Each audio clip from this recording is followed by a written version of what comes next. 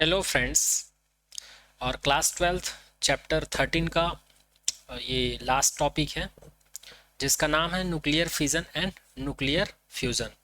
तो यहाँ पर किसी भी एटम्स के न्यूक्लियस में दो प्रकार की जो घटना घटित होती है उन्हीं घटनाओं के बारे में, उन्हीं फिनामिनोन्स के बारे में हम लोग बात करने वाले हैं, जिसमें से पहली फिनामिनोन है फिजन। फिजन का मतलब होता है टूटना, और फ्यूज़न फ्यूजन्स का मतलब होता है इकट्ठा होना। तो यहाँ पर न्यूक्लियर फिजन का मतलब क्या है और न्यूक्लियर फ्यूजन का मतलब क्या है, इन्हीं को आज हम लोग देखने वाले हैं। और इसी के साथ ये चैप्टर जो है आज एंड हो जाएगा। तो न्यूक्लियर फिजन और न्यूक्लियर फ्यूजन को समझने से पहले हम लोग को ये पता होना चाहिए कि न्यूक्लियर रिएक्शन क्या होता है, नाभिकीय अभिक्रिया क्या होती है। तो चलिए इसको पहले हम लोग जानते हैं। The process by which the identity of nucleus is changed when it is bombarded by an energetic particles is called nuclear reactions। तो न्यूक्लियर रिएक्शंस क्या होता है, एक प्रोसेस होता है, एक प्रक्रिया होती है जिसमें किसी भी एटम्स के न्यूक्लियस का आइडेंटिटी जो है क्या हो जाता है, चेंज हो जाता है। आइडेंटिटी मतलब उसका रूप या उसकी पहचान जो है चेंज हो जाती है। और ये चेंज कब होती है, जब किसी भी एटम के न्यूक्लियस में हम लोग हाई एनर्जेटिक पार्टिकल्स को क्या करते हैं, बम्बार्ड करते हैं, गिराते हैं या फिर इंसिडेंट करवाते हैं उसके बाद। तो इसी पूरे प्रोसेस को या इसी प्रोसेस को क्या कहा जाता है, न्यूक्लियर रिएक्शंस कहा जाता है। चलिए इसी को दूसरे तरीके से समझते हैं। इसी का डेफिनेशन आप लोग ऐसे भी लिख सकते हो, a nuclear reaction is a process in which two nuclei or nucleus and an external sub atomic particle collide to produce one or more new nucleoids. तो न्यूक्लियर रिएक्शंस क्या होता है, एक प्रोसेस होता है जिसमें क्या करते हैं, टू और मोर न्यूक्लियाइड आपस में मिलकर एक नए न्यूक्लियाइड्स का निर्माण करते हैं। या फिर कोई न्यूक्लियस जो है जिस पर हम लोग हाई एनर्जेटिक पार्टिकल को इंसिडेंट करवाते हैं तो भी वो एक या एक से अधिक नया न्यूक्लियाइड्स का क्या करते हैं, निर्माण करते हैं या क्रिएट करते हैं। तो इसी प्रोसेस को हम लोग क्या कहते हैं, न्यूक्लियर रिएक्शंस कहते हैं। The general expression for the nuclear reaction is as follow. और जो न्यूक्लियर रिएक्शंस है इसका एक्सप्रेशंस को यहाँ नीचे दिखाया गया है, इस प्रकार से रिप्रेजेंट किया जाता है। जहाँ पर आप लोग देख सकते हैं x+a, यहाँ पर x को बोला जाता है पेरेंट न्यूक्लियस और यहाँ पर a को बोला जाता है इंसिडेंट पार्टिकल। जैसे कि यहाँ पर x है, इसके जगह पर कोई भी एटम्स, कोई भी एलिमेंट्स का न्यूक्लियस हो सकता है। यहाँ पर जब इसमें हाई एनर्जेटिक पार्टिकल्स को इंसिडेंट करवाते हैं, अब ये हाई एनर्जेटिक पार्टिकल या इंसिडेंट पार्टिकल कुछ भी हो सकता है, alpha beta gamma electron proton neutron कुछ भी हो सकता है, वॉट। तो जब हम लोग इसको इसके ऊपर इंसिडेंट करवाते हैं तो ये क्या हो जाता है, एक नया कंपाउंड बनाते हैं और एक नया पार्टिकल्स देते हैं और इस पूरे प्रोसेस में कुछ एनर्जी रिलीज होती है। तो यहाँ पर पेरेंट न्यूक्लियस के ऊपर किसी एनर्जेटिक पार्टिकल को जैसे हम लोग इंसिडेंट करवाते हैं तो हमको एक कंपाउंड न्यूक्लियस मिलता है। एक कंपाउंड न्यूक्लियस मिलता है, इसके साथ साथ हमको प्रोडक्ट पार्टिकल मिलता है। और इस प्रोसेस में, इस पूरे प्रोसेस में कुछ एनर्जी जो है या तो ऑब्जॉर्ब किया जाता है या फिर रिलीज किया जाता है। वो एनर्जी होती है क्यों। तो इस प्रकार से रिप्रेजेंट किया जाता है किसी भी एलिमेंट्स के न्यूक्लियस का जो न्यूक्लियर रिएक्शन होता है उसको इस प्रकार से रिप्रेजेंट किया जाता है। तो याद रखिएगा, यहाँ पर x को बोला जाता है पेरेंट न्यूक्लियस, a को बोला जाता है इंसिडेंट पार्टिकल, y को बोला जाता है कंपाउंड न्यूक्लियस। y के जगह पर कुछ भी एलिमेंट्स हो सकता है, ये जस्ट नोटेशन है। b का मतलब प्रोडक्ट पार्टिकल, यहाँ पर भी कुछ भी पार्टिकल हो सकता है। जैसे यहाँ पर इंसिडेंट पार्टिकल और पेरेंट न्यूक्लियस को बोला हूँ ना, कुछ भी हो सकता है करके एग्जांपल बताएं आप लोग को, वैसे ये भी कुछ भी हो सकता है। जैसे कि प्रोडक्ट पार्टिकल न्यूट्रॉन हो सकता है, इलेक्ट्रॉन हो सकता है, प्रोटॉन हो सकता है। कंपाउंड न्यूक्लियस क्या हो सकता है, जीनॉन हो सकता है, थोरियम हो सकता है, यूरेनियम का अदर आइसोटॉप्स हो सकता है, कुछ भी हो सकता है। और Q का मतलब है एनर्जी, ये मेगा इलेक्ट्रॉन वोल्ट में इसको मेजर किया जाता है। ये एक एनर्जी, ऐसी एनर्जी होती है जो न्यूक्लियर रिएक्शंस के दौरान न्यूक्लियस के द्वारा या तो एब्जॉर्ब किया जाता है या फिर रिलीज किया जाता है। और याद रखिएगा x और a ये दोनों को क्या कहा जाता है, रिएक्टेंट कहा जाता है। इसको क्या कहा जाता है, रिएक्टेंट कहा जाता है। और इसको क्या कहा जाता है, प्रोडक्ट कहा जाता है, क्योंकि इसके द्वारा ये बना है। यहाँ पर x और y को इसको मदर एलिमेंट या मदर न्यूक्लियस भी कहा जाता है और इसको डॉटर न्यूक्लियस भी कहा जाता है, क्योंकि ये जो है इसके द्वारा मिला है हमको। इसमें न्यूक्लियर रिएक्शन हुआ है इस न्यूक्लियस में, तभी हम लोग को ये कंपाउंड न्यूक्लियस मिला है। तो याद रखना, कंपाउंड न्यूक्लियस को क्या कहा जाता है, डॉटर न्यूक्लियस भी कहते हैं। और यहाँ पर ये जो पेरेंट्स न्यूक्लियस है इसको क्या कहा जाता है, मदर न्यूक्लियस भी कहा जाता है। चलिए आगे बढ़ते हैं, और यही चीज़ यहाँ पर लिखा है, देख सकते हैं आप लोग, मदर न्यूक्लियस, डॉटर न्यूक्लियस। अब हम लोग बात करते हैं न्यूक्लियर रिएक्शन जो है 2 टाइप से होता है, या फिर किसी भी न्यूक्लियस में जो फिनामिनोन होती है वो 2 टाइप की पॉसिबल होती है, जिसमें से फर्स्ट होता है न्यूक्लियर फिजन, और सेकंड होता है न्यूक्लियर फ्यूजन। तो सबसे पहले हम लोग बात कर लेते हैं न्यूक्लियर फिजन का मतलब क्या होता है। तो न्यूक्लियर फिजन एक प्रोसेस होता है या एक घटना होती है, एक फिनामिनोन होती है, ये तो हम लोग को समझ में आ गया है। बट आप लोग को बोर्ड एग्जाम में अगर इसका एक्चुअल डेफिनेशन पूछे तो आप लोग क्या लिखेंगे उसको देखते हैं। सबसे पहले जान लेते हैं इसको किसके द्वारा डिस्कवर किया गया था। This phenomenon was discovered by the German scientist Otto Hahn and Fritz Strassmann. ये साइंटिस्ट थे, इन लोगों ने इस फिनामिनोन की डिस्कवरी करी थी। आगे बात करते हैं the phenomenon in which heavy nucleus मतलब जिसका एटॉमिक मास नंबर जो है 230 से ऊपर हो, ऐसे न्यूक्लियस की बात हो रही है। When excited split into 2 smaller nuclei of nearly comparable mass is called nuclear fission. तो न्यूक्लियर फिजन क्या होता है, एक ऐसी फिनामिनोन होती है जिसमें हैवी न्यूक्लियस जिसका मास नंबर 230 से ज़्यादा हो, ऐसे हैवी न्यूक्लियस क्या होते हैं, एक्साइटेड स्टेट में आ जाते हैं और वो स्प्लिट हो जाते हैं 2 पार्ट्स में। ये 2 पार्ट्स में क्या हो जाते हैं, स्प्लिट हो जाते हैं। और कैसे स्प्लिट होते हैं, तो स्मॉल न्यूक्लियाई में या हैवी न्यूक्लियाई में ही स्प्लिट हो जाते हैं। अब वो डिपेंड करते हैं कि हैवी न्यूक्लियाई है कौन सा। ठीक है, तो यहाँ पर लिखा हुआ है कि हैवी न्यूक्लियाइज जो है एक्साइटेड होकर स्प्लिट हो जाता है 2 स्मॉलर न्यूक्लियाइज में। और अगर इसकी मास को अगर हम लोग बात करें तो वो कंपेरेबल होता है, मतलब उसके मास को हम लोग कंपेयर कर सकते हैं किसी अदर एलिमेंट से। ऐसा मास मिलता है हमको जब हैवी न्यूक्लियाई जो है स्मॉलर न्यूक्लियाई में ब्रेक होता है या स्प्लिट होता है। तो इस पूरी फिनोमिनोन को या इसी प्रोसेस को या फिनोमिनोन को ही क्या कहा जाता है, न्यूक्लियर फिजन कहा जाता है। चलिए इसी को दूसरे तरीके से समझते हैं। The process of splitting of heavy nucleus into 2 lighter nuclei of comparable masses after bombardment with a energetic particle with liberation of energy is called nuclear fission. तो यहाँ जो मैं समझाया वही चीज़ यहाँ पर भी लिखा हुआ है कि न्यूक्लियर फिजन क्या होता है, एक प्रोसेस होता है जिसमें हैवी न्यूक्लियस जो है 2 लाइट न्यूक्लियस में क्या हो जाते हैं, स्प्लिट हो जाते हैं। और जब ये 2 लाइट न्यूक्लियस में स्प्लिट होते हैं तो उसका जो मास होता है वो कंपेरेबल होता है। और ये स्प्लिटिंग जो है कब होता है, जब हम लोग किसी हाई एनर्जेटिक पार्टिकल को बम्बार्ड कराते हैं किसी न्यूक्लियस या एलिमेंट के न्यूक्लियस के ऊपर। ठीक है, तो यहाँ पर आप लोगों को एक ही चीज़ याद रखना है, फिजन का मतलब होता है स्प्लिट होना या टूटना। आप लोग को ये याद रखना है। जब स्टूडेंट जो है न्यूक्लियर फिजन पढ़ लेते हैं और न्यूक्लियर फ्यूजन पढ़ लेते हैं तो दोनों को पढ़ने के बाद कंफ्यूज होते हैं बच्चे। तो यहाँ पर याद रखना, न्यूक्लियर फिजन का मतलब होता है टूटना, ब्रेक होना, या हैवी न्यूक्लियस का 2 लाइट न्यूक्लियस में ब्रेक हो जाना, स्प्लिट हो जाना। चलिए इसके कुछ एग्जाम्पल देख लेते हैं। जैसे कि यहाँ पर फर्स्ट एग्जाम्पल है, हमारे पास एक हैवी न्यूक्लियाई है यूरेनियम का, जिसका एटॉमिक नंबर कितना होता है 92, और यहाँ पर एटॉमिक मास कितना लिया गया है 235 लिए हैं। इसमें हम लोग एक हाई एनर्जेटिक पार्टिकल्स को इंसिडेंट न्यूट्रॉन पार्टिकल्स को इसके ऊपर इंसिडेंट करवाते हैं। ये स्लो न्यूट्रॉन है एक्चुअल में, ठीक है, स्लो न्यूट्रॉन है जिसको इसके ऊपर हम लोग बम्बार्ड कराते हैं या इंसिडेंट करवाते हैं। तो ये हैवी न्यूक्लियस क्या हो जाता है 2 लाइट न्यूक्लियस में ब्रेक हो जाता है, स्प्लिट हो जाता है। तो पहला न्यूक्लियाई हम लोग को क्या मिलता है, जीनॉन का मिलता है, और दूसरा न्यूक्लियाई किसका मिलता है हमको, स्ट्रैंटियम का मिलता है। जीनॉन का एटॉमिक नंबर कितना होता है 54 और एटॉमिक मास कितना होता है 140। उसी प्रकार इसका 38, 94। और इसमें हम लोग को प्रोडक्ट पार्टिकल भी मिलता है, 2 न्यूट्रॉन यहाँ से बाहर निकल के आता है। ये एक फंडामेंटल फिनामिनोन है, ये एक प्रोसेस है, इसमें ऐसे ही होता है। तो ये चीज़ आप लोगों को याद रखनी है।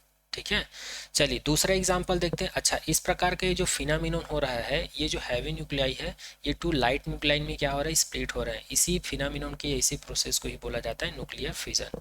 दूसरा एग्जांपल है, फिर हम लोग यूरेनियम ले लिए, फिर से हम लोग न्यूट्रॉन को इसके ऊपर इंसिडेंट करवा रहे हैं, तो फिर से ये 2 लाइट न्यूक्लियाई में क्या हो रहा है, स्प्लिट हो रहा है। अब इस बार कौन सा एलिमेंट मिला है हमको, मॉलिब्डेनम मिला है और एक मिला है लैंथेनाइड, और 2 न्यूट्रॉन प्रोडक्ट पार्टिकल हमको मिल गया है। इसी प्रकार थर्ड एग्जांपल, फिर से यूरेनियम में न्यूट्रॉन को इंसिडेंट करवाएं तो फिर हमको 2 एलिमेंट मिला है, एक आयोडीन मिला है और दूसरा मिला है क्या मिला है, वाइट्रियम मिला है। ठीक है, आयोडीन का 53 होता है एटॉमिक नंबर, और 137 क्या होता है इसका एटॉमिक मास, उसी प्रकार इसका 39 और 97 होता है। और 2 न्यूट्रॉन ये प्रोडक्ट पार्टिकल हमको मिल जाता है। इसी प्रकार फोर्थ एग्जांपल, इसमें भी हम लोग न्यूट्रॉन को फिर से यूरेनियम में क्या करते हैं, इंसिडेंट करवाते हैं, फिर से हमको 2 लाइट न्यूक्लाई मिलते हैं, सीजियम का और रुबिडियम का। ठीक है, सीजियम का क्या होता है 55 एटॉमिक नंबर होता है, 144 क्या होता है इसका एटॉमिक मास होता है, उसी प्रकार रुबिडियम का 37 होता है और एटॉमिक मास कितना होता है इसका 90 होता है। और यहाँ पर भी हमको एनर्जेटिक पार्टिकल या प्रोडक्ट पार्टिकल क्या मिलता है, न्यूट्रॉन मिलता है, और कितना मिलता है 2 न्यूट्रॉन्स मिलता है। चलिए आगे बढ़ते हैं। अब यहाँ पर ये जो प्रोसेस समझे हैं, यहाँ पर ये जो न्यूक्लियर फिजन्स का जो प्रोसेस को हम लोग अंडरस्टैंडिंग किए, इसी को डायग्रामेटिकली देखने की कोशिश करते हैं। जैसे कि ये हमारे पास एक न्यूट्रॉन पार्टिकल है, कलर चेंज कर लेते हैं, ये न्यूट्रॉन पार्टिकल है, और यहाँ पर एक हमारे पास न्यूक्लियस है, और ये किसका न्यूक्लियस है, यूरेनियम। यूरेनियम एक एलिमेंट है जिसका न्यूक्लियस है ये। जैसे हम लोग इस न्यूट्रॉन के इसके ऊपर इंसिडेंट करवाते हैं, तो यहाँ से 2 न्यूट्रॉन क्या हो जाता है, बाहर निकल जाता है। ये पहला इलेक्ट्रॉन है, सॉरी पहला न्यूट्रॉन है, और ये दूसरा न्यूट्रॉन है, दोनों न्यूट्रॉन बाहर निकल जाते हैं।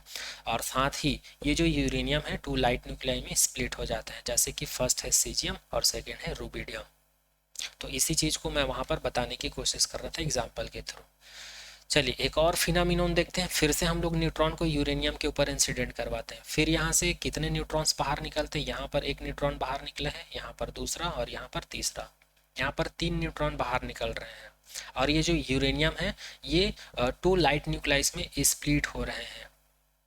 पहला कौन सा है, क्रिप्टॉन है, और सेकंड क्या है, बेरियम है। और यहाँ पर ये जो येलो कलर का देख पा रहे हैं ये एनर्जी है, ये येलो कलर का देख पा रहे हैं ये एनर्जी है। ये जो न्यूक्लियर फिजन्स की जो घटना हो रही है, फिनोमिनन घटित हो रही है, इसमें कुछ एनर्जी भी रिलीज होती है। तो वो एनर्जी कितनी रिलीज होती है, क्यू, क्यू को एनर्जी कंसीडर किए हैं, इसी को क्यू वैल्यू कहा जाता है। ठीक है, तो ये इस प्रोसेस को आप लोग याद रखिएगा कि न्यूक्लियर फिजन क्या होता है। इसका डेफिनेशन आप लोग एग्जाम में पूछा जाता है और एग्जाम्पल भी पूछा जाता है, तो इन दोनों एग्जाम्पल को आप लोग याद रखिएगा। वैसे 3 से 4 एग्जाम्पल ऑलरेडी मैं बता दिया हूँ, है ना। चलिए आगे बात करते हैं। आगे हम लोग बात करेंगे थ्योरी या एक्सप्लेनेशंस के बारे में। 1939 की बात है, जब एक साइंटिस्ट थे जिसका नाम था याको फ्रैंकल्स, नील्स बोर, जॉन्स व्हीलर, ये सभी साइंटिस्ट क्या किए थे, was explain this nuclear fission phenomena through the liquid drop model. तो ये जो न्यूक्लियर फिजन्स की जो फिनोमिनन है, इसको एक मॉडल प्रस्तुत किए थे कुछ साइंटिस्ट ने इसको समझाने के लिए, जिसमें से कौन थे, याको फ्रैंकल, नील्स बोर और जॉन व्हीलर, ये सभी साइंटिस्ट थे। और इन्होंने जो मॉडल रिप्रेजेंट किया था, उस मॉडल का नाम क्या था, लिक्विड ड्रॉप मॉडल। और इसी मॉडल के थ्रू इन लोगों ने न्यूक्लियर फिजन्स की घटना को समझाने की कोशिश की थी। जैसे कि हम लोग कंसिडर कर लेते हैं, यहाँ पर हमारे पास एक स्फेयर है, ठीक है, एक वाटर बबल का स्फेयर है बड़ा सा। तो ये धीरे धीरे क्या होता है, धीरे धीरे ये ओवल प्रोलेट शेप में आता है, उसके बाद धीरे से ये क्या हो जाता है, ब्रेक हो जाता है। तो इसका शेप जो है पहले स्फेयर होता है, उसके बाद ओवल शेप का हो जाता है, उसके बाद धीरे धीरे इसका शेप चेंज होते जाता है, और लास्ट में क्या हो जाता है, 2 पार्ट में ये स्प्लिट हो जाता है। तो ये उसी तरह है, इसका कंपैरिजन हम लोग न्यूक्लियर फिजन्स की घटना से कंपेयर कर सकते हैं। इसमें न्यूक्लियर फिजन में भी हैवी न्यूक्लियाई क्या होता है, 2 पार्ट में स्प्लिट होता है, और यहाँ पर भी एक हैवी स्फीयर है, ये हैवी स्फीयर है जो कि 2 पार्ट में यहाँ पर स्प्लिट हो रहा है। ठीक है, तो इसी मॉडल के द्वारा समझाने की कोशिश किए थे कुछ साइंटिस्ट लोगों ने। कब, 1939 की बात है ये। ठीक है, चलिए आगे बढ़ते हैं, और आगे हम लोग बात करते हैं सेकेंड फिनोमिनन। न्यूक्लियस से रिलेटेड सेकेंड फिनोमिनन क्या है, जिसको हम लोग बोलते हैं न्यूक्लियर फ्यूजन। तो यहाँ पर फिर से एक बार रिपीट कर रहा हूँ, फ्यूजन का मतलब याद रखना, मिलना या कंबाइन होना या ज्वाइन होना या इकट्ठा होना, ये होता है फ्यूजन का मतलब। वैसे इसका हिंदी नाम होता है संलयन। याद रखना, मैं हिंदी नाम इसलिए बताता हूँ क्योंकि कुछ लोगों को आसानी होता है हिंदी में याद रखने में, है ना। फ्यूजन का मतलब होता है संलयन, क्या होता है, संलयन। और फिजन का मतलब होता है विखंडन, फिजन का मतलब होता है विखंडन, इस चीज को याद रखिएगा। ठीक है, और मैं बार बार इसलिए रिपीट कर रहा हूँ क्योंकि बच्चे एग्जाम में कंफ्यूज हो जाते हैं। फ्यूज़न पूछा जाता है एग्जाम में तो फिजन लिख के आते हैं, और फिजन पूछते हैं तो फ्यूज़न लिख के आते हैं। तो आप लोग इस चीज़ को याद रखिएगा। अच्छा, न्यूक्लियर फ्यूज़न का एग्जाम्पल क्या है? सन या स्टार। सन भी तो एक प्रकार का स्टार है। तो सन में इतनी कंटिन्यूअसली एनर्जी, हीट एनर्जी हमको मिलती क्यों रहती है? तो वहाँ पर न्यूक्लियर फ्यूज़न की घटना घटित होती है इस वजह से। तो आइए समझते हैं न्यूक्लियर फ्यूजन एक्चुअल में होता क्या है। In nuclear fusion two or more than two lighter nuclei combine to form a single heavy nucleus. तो दो या दो से अधिक जो लाइट न्यूक्लियाई है, ठीक है, लाइट न्यूक्लियाई है, वो सभी क्या करते हैं, एक दूसरे से कंबाइन हो जाते हैं और कंबाइन होकर एक बड़ा न्यूक्लियस या हैवी न्यूक्लियस का निर्माण करते हैं, एक सिंगल न्यूक्लियस का निर्माण करते हैं। ठीक है, तो इसी फिनोमिनन को ही क्या कहा जाता है? न्यूक्लियर फ्यूजन कहा जाता है। The mass of single nucleus so formed is less than the sum of the masses of the parent nuclei. और अगर हम लोग यहाँ पर लाइट न्यूक्लियस की बात करें जो मिलकर एक सिंगल न्यूक्लियस हैवी न्यूक्लियस दे रहे हैं, तो हैवी न्यूक्लियस का अगर मास का कंपेरिजन हम लोग लाइट न्यूक्लियस से करें तो इसका मास जो है ज़्यादा होता है, या लाइट न्यूक्लियस का मास जो है लेस देन होता है। ठीक है, उसी को यहाँ पर लिखा है the mass of single nucleus. ये जो सिंगल न्यूक्लियस है so formed is less than the sum of the masses of the parent nuclei. अच्छा, अगर हम लोग ये टू न्यूक्लियाइड है, अगर सिंगल न्यूक्लियाई का कंपैरिजन करें, टू लाइट न्यूक्लियाइज में से अगर एक लाइट न्यूक्लियाई का कंपैरिजन हम लोग सिंगल हैवी न्यूक्लियस से करें तो इसका कम होता है। बट हम लोग हैवी न्यूक्लियस का मास का इन दोनों लाइट न्यूक्लियाइज के एडिशंस के मास से कंपैरिजन करें तो इसका मास जो है कम होगा इसके कंपैरिजन में। ठीक है, वही चीज़ यहाँ पर लिखा हुआ है। खैर, आप लोगों को यहाँ पर इसका डेफिनेशन याद रखना है बोर्ड एग्जाम के पॉइंट ऑफ व्यू से। अगर ये 1 मार्क्स में पूछ दिया जाए तब काम आएगा ये, है ना। आगे बात करते हैं, इसी को दूसरे तरीके से समझते हैं। न्यूक्लियर फ्यूजन का मतलब क्या होता है? The process in which two light nuclei combine to form a single heavier nucleus is called nuclear fusion. और एक चीज याद रखना, यहाँ पर टू लाइट न्यूक्लियाइज एक दूसरे से कंबाइन होकर जब एक सिंगल हैवी न्यूक्लियाई बनाता है तो ये न्यूक्लियर फिजन होता है। और ये जो कंबाइन कब होते हैं? तो ये एक्सट्रीमली हाई टेम्परेचर पर कंबाइन होते हैं एक दूसरे से, तब जाके यहाँ पर न्यूक्लियर फ्यूजन की घटना घटित होती है। अब चलिए, जिस प्रकार हम लोग न्यूक्लियर फिजन में कुछ एग्जाम्पल देखे थे उसी प्रकार यहाँ पर भी कुछ एग्जाम्पल के बारे में बात करते हैं। जैसे कि यहाँ पर फर्स्ट एग्जाम्पल है, two proton combine to form a deuteron and positron and neutrino then release with 0.42 mega electron volt energy. जब दो प्रोटॉन जो है एक साथ मिलते हैं तो ये हमें कौन सा न्यूक्लियस देते हैं? हाइड्रोजन का, हाइड्रोजन नहीं है, ये हाइड्रोजन का आइसोटॉप है जिसको हम लोग ड्यूट्रॉन कहते हैं। और पॉजिट्रिनो, इलेक्ट्रॉन का एंटी पार्टिकल होता है पॉजिट्रिनो। इलेक्ट्रॉन क्या होता है? ई के पावर में माइनस, और इसका अपोजिट पार्टिकल क्या होता है? ई के पावर में पॉजिटिव। इसको बोला जाता है पॉजिट्रिनो या पॉजिट्रॉन बोला जाता है। इसको इलेक्ट्रॉन बोला जाता है, इसको पॉजिट्रॉन बोला जाता है। तो ये पार्टिकल मिलता है और साथ में हम लोगों को न्यूट्रिनो मिलता है, और साथ में एनर्जी रिलीज होता है। इस प्रोसेस में जो एनर्जी रिलीज होता है वो कितना है? 0.42 मेगा इलेक्ट्रॉन वोल्ट। या इसी को हम लोग ऐसे भी लिख सकते हैं, प्रोटॉन का नोटेशन ऐसा भी लिखा जाता है, मैं बता चुका हूँ आप लोगों को इस चैप्टर के फर्स्ट लेक्चर में। ठीक है, और ये क्या है? ड्यूट्रॉन है जिसके पास एक प्रोटॉन होता है एक न्यूट्रॉन, तो इसको हम लोग पीएन लिख सकते हैं। और ये तो पॉजिट्रॉन है, ये न्यूट्रिनो है, और ये 0.42 मेगा इलेक्ट्रॉन वोल्ट क्या चीज़ है? ये एनर्जी रिलीज है। तो इसकी जगह पर हम लोग क्यों लिख सकते हैं? तो इस वाले एक्सप्रेशन को हम लोग ऐसे भी लिख सकते हैं। तो इस प्रकार का जो अभिक्रिया है या न्यूक्लियर रिएक्शन है इसको कहा जाता है न्यूक्लियर फ्यूजन। इसी प्रकार एक और एग्जांपल है, जैसे कि हमारे पास ये दो ड्यूट्रॉन है, ड्यूट्रॉन का न्यूक्लियस है, ये आपस में मिलकर हमें क्या देते हैं? हीलियम देते हैं और न्यूट्रॉन देते हैं, और 3.27 मेगा इलेक्ट्रॉन की एनर्जी देता है। इसी प्रकार तीसरा एग्जाम्पल है, फिर से यहाँ पर ड्यूट्रॉन है, ये दोनों का न्यूक्लियाई मिलकर आपस में हमें क्या देते हैं? हाइड्रोजन का आइसोटॉप्स देते हैं, और साथ में हमको एनर्जी कितना देते हैं? 4.03 मेगा इलेक्ट्रॉन वोल्ट की एनर्जी रिलीज करता है। तो ये सभी एग्जाम्पल को आप लोग याद रखिएगा, ये सभी साइंटिफिक एक्सपेरिमेंटली प्रूव्ड है ये। ठीक है, अब यहाँ पर मैं जो समझाने की कोशिश कर रहा था उसी को यहाँ पर इस डायग्राम के थ्रू समझते हैं। जैसे कि ये मेरे पास हाइड्रोजन का आइसोटॉप है, ये हाइड्रोजन का हमारे पास क्या आइसोटॉप है, ये दोनों लाइट न्यूक्लियाइस है और ये दोनों लाइट न्यूक्लियाइस आपस में कंबाइन होते हैं हाई टेम्परेचर पर, याद रखना हाई टेम्परेचर पर।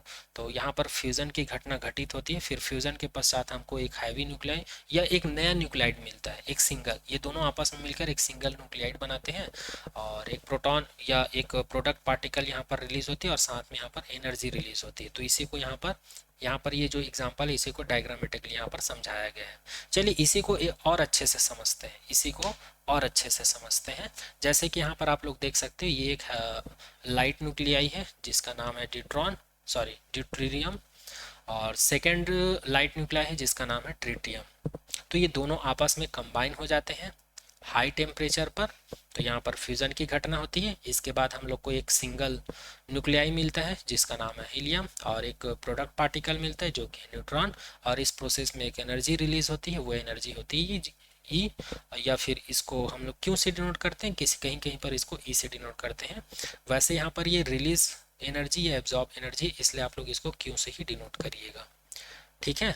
अब चलिए कंडीशंस की बात करते हैं, जहां से 1 मार्क्स में कभी कभी क्वेश्चन पूछ लिया जाता है बोर्ड एग्जाम में कि न्यूक्लियर फ्यूजन्स के लिए क्या क्या कंडीशन है। तो पहली कंडीशन तो ये है कि फ्यूजन्स की घटना हाई टेम्परेचर पर होती है, ठीक है, हाई टेम्परेचर पर होती है, ये पहली कंडीशन है। और हाई टेम्परेचर पर फ्यूज़न की घटना घटित होती है, इसीलिए इस फ्यूज़न को थर्मोन्यूक्लियर फ्यूज़न के नाम से भी जाना जाता है।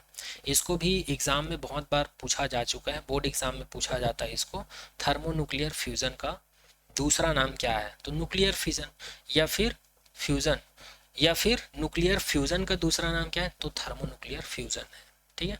दूसरी कंडीशन है density and pressure should be maximum. Nuclear fusion की घटना जहां पर घटित होती है तो यहाँ पर डेंसिटी और प्रेशर क्या होनी चाहिए, मैक्सिमम होनी चाहिए, ठीक है।